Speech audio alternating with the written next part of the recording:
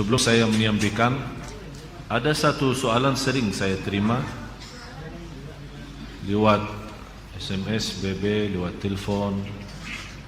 Masalahnya, sering saya menerima laporan dari jamaah, terutama ibu-ibu, termasuk juga dari wanita yang belum jodoh ya, belum berjodoh. Masalahnya apa? Merasa tidak tenang. Di rumahnya selalu merasa ada sesuatu berantakan, selalu ada masalah. Sama suaminya ada masalah, sama orang tuanya ada masalah, sama anaknya ada masalah, sama tetangga pun ada masalah. Dan dia berusaha semaksimal mungkin menjaga diri dan melindungi diri dari bermacam masalah, tapi tetap ada saja. Atau dalam dirinya sendiri merasa tidak tenang, ada was-was, merasa ada tergoda, ada gangguan, ada makhluk halus, ada bermacam-macam. Kira-kira apa obatnya untuk menyelesaikan masalah? Saya berikan, dan ini obat insya Allah bermanfaat untuk semua. Tak usah panggil Habib, tak usah panggil Syekh, tak usah panggil Ustaz, tak usah panggil tukang dukun, tak usah panggil siapa-siapa. Anda sendiri laksanakan. Akan Allah subhanahu wa ta'ala merubahkan rumah kita insya Allah menjadi tenang, adem, enak. Yang pertama, bawakan air dan isi dalam air itu garam. Air itu dicampurin dengan garam.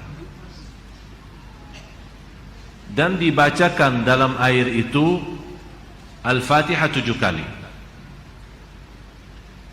Ayat 5 ayat pertama suratul Baqarah. Ayat Al-Kursi 7 kali. 3 ayat yang terakhir surat Al-Baqarah. Lillahi ma fis samawati wa ma fil ardh. Saya ulang lagi. Santai-santai. Masih ada waktu, masih ada.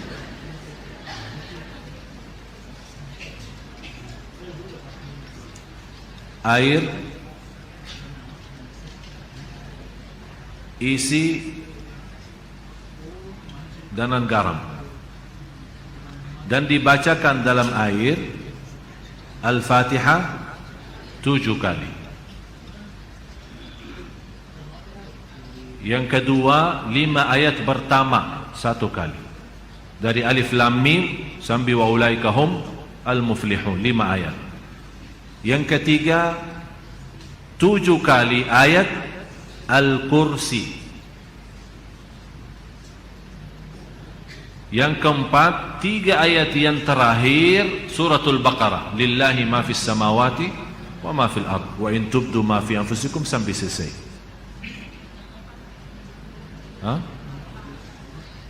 Yang keempat, 3 ayat yang terakhir suratul Baqarah. 284, 285, 286. Kemudian Qul huwallahu ahad 3 kali. Qul a'udzu birabbil falaq 3 kali. Qul a'udzu birabbin nas 3 kali. Kalau Anda merasa masih asing, boleh ditambah air dan silahkan minum. Bisa diminum. Kalau Anda merasa terlalu asing, belum kuat karena garamnya terlalu banyak, boleh ditambahin air. Ini satu, untuk minum. Jelas? Yang kedua, bawakan emper besar, isi air dan garam. Ini untuk mandi, boleh. Bapak Ibu, ini serius saya bicara ya. Insya Allah Anda coba, insya Allah semua masalah dalam hati, dalam perasaan, dalam jiwa, dalam fikiran, insya Allah selesai. Ember besar, isi air dan campur dengan garam. Bisa pakai mandi. Ayat yang dibaca sesuai ayat yang saya sudah kasih tadi. Boleh. Bagaimana cara bacaannya? Bacaannya habis Anda baca, tiup dalam Bukan meludak ya, tiup saja. Tiup 3 kali boleh, 1 kali boleh, tidak masalah. Yang ketiga, berarti yang pertama minum, yang kedua mandi, yang ketiga ember besar, isi air dan garam, dan kalau biasa suka bersihin rumah kan, lap-lap, suka lap-lap kan? Hah? Pel? Udah, mulai hari ini kalau pel rumah, bagi air yang sudah tercampur dengan garam. Kenapa? Supaya meyakinkan garam itu di dalamnya ada energi positif, dan syaitan dan jin memiliki energi negatif. Jadi kalau kita bersihin rumah dan lap-lap rumah itu pel rumahnya dengan air dan tercampur dengan garam, syaitan tidak bisa masuk rumah itu. Apalagi kalau kita baca ayat Al-Kursi. Termasuk boleh mencucikan mobil kita, motor kita, boleh dengan bacaan seperti ini. Dan saya sampaikan begini karena sudah berkali-kali ada yang memberitakan soal rumahnya ada banyak masalah, saya tidak tahu apa. Dan mohon maaf, selama saya di Indonesia, mohon maaf ya, orang Indonesia terlalu banyak was-was.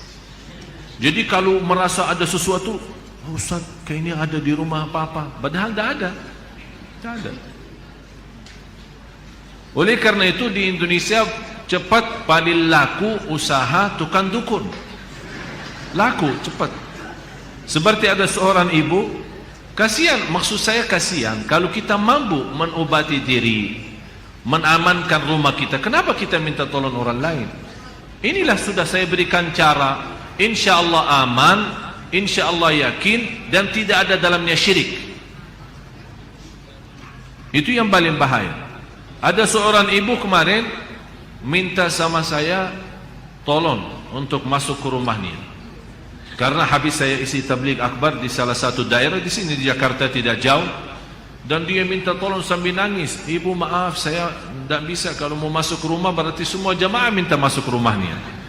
Jadi lain kali tidak, ini saya sudah berapa lama tidak bisa masuk rumah saya. Kenapa? Ada banyak hantu.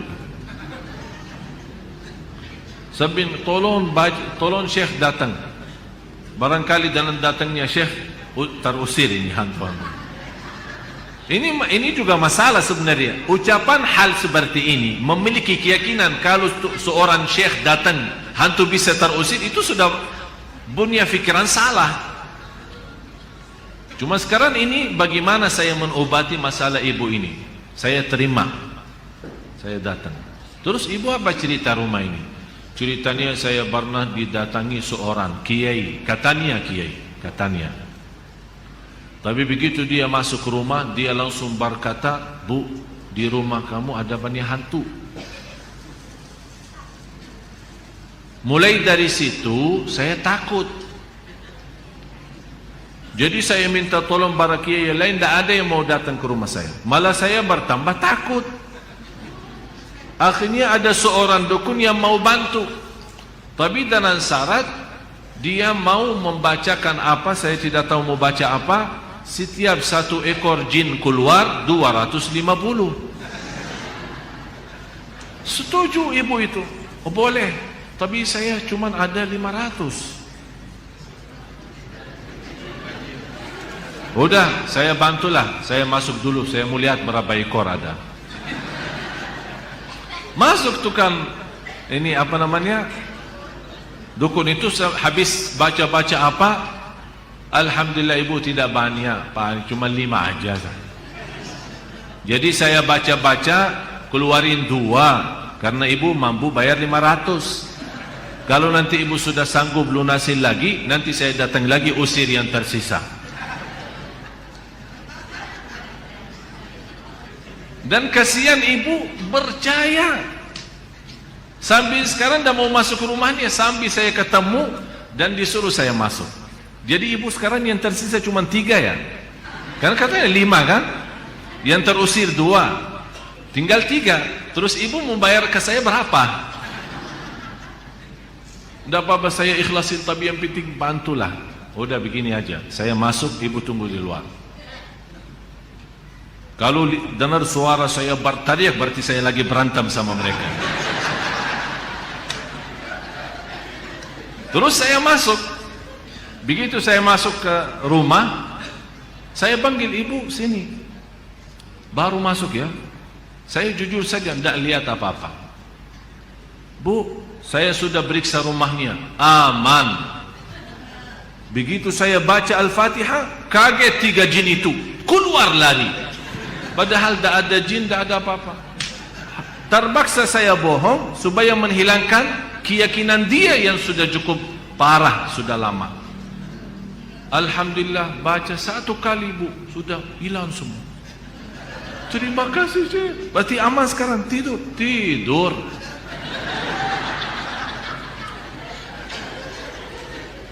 Dan saya kasih obat itu, bagi garam terus yang lain-lain.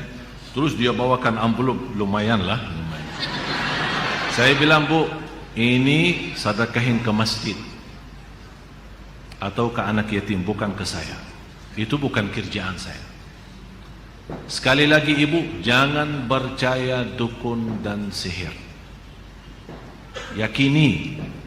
Alhamdulillah, habis itu beliau rutin baca suratul Baqarah, dan alhamdulillah nyaman, enak.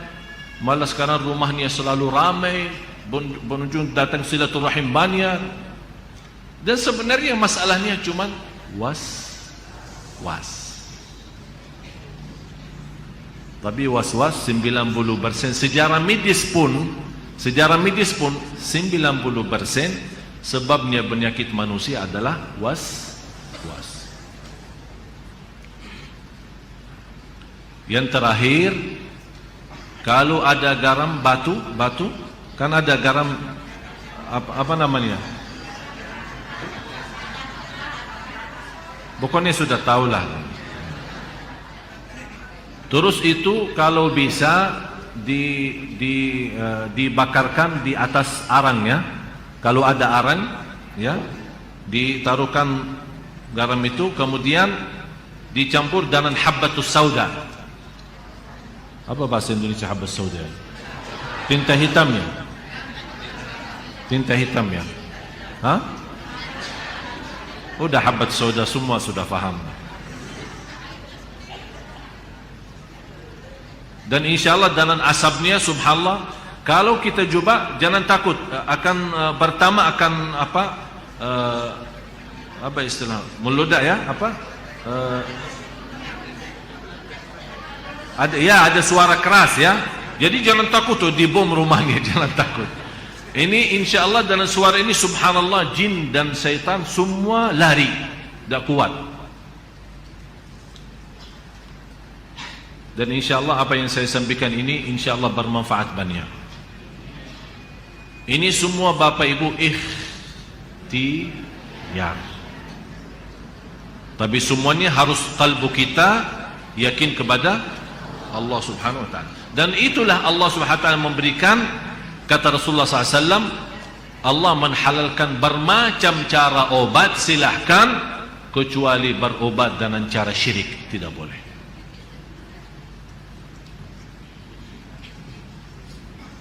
Mudah-mudahan Bapak Ibu berkenan mulai malam ini atau besok pagi kalau lagi mau bersihin rumah, minta sama pembantunya ya,